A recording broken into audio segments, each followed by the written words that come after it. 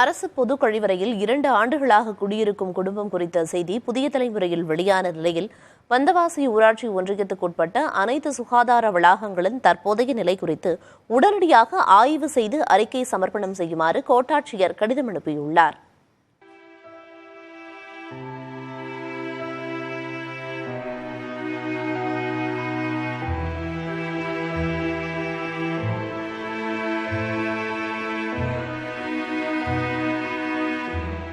வந்தவாசியை அடுத்த சளுக்கை கிராமத்தில் அரசின் பொது கழிவறையில் தினகரன் பொன்னியம்மாள் தம்பதி தங்கள் 7 மாத குழந்தையுடன் வசித்து வருவது குறித்து புதிய தலைமுறை செய்தி வெளியிட்டிருந்தது.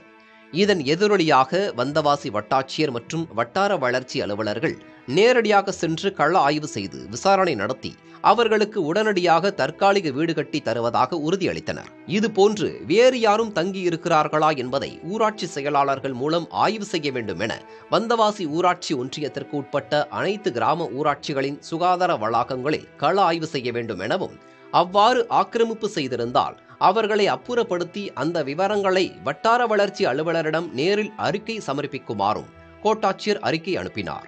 மேலும் சளுக்கை கிராமத்தில் அரசு பொது கழிப்பறையில் வசித்து வந்த நபர்களுக்கு உடனடியாக ஆதார் கார்டு, வங்கி கணக்கு தொடங்குதல், சாதிச் சான்று ஆகிய பணிகள் நடைபெற்று வருகிறது. அவர்கள் தங்குவதற்காக தற்காலிக இரும்பு கொட்டகை அமைக்கும் பணிகளும் நடைபெற்று வருகின்றன. புதிய தலைமுறைக்காக வந்தவாசியிலிருந்து ஹாஜா ஷெரீப்.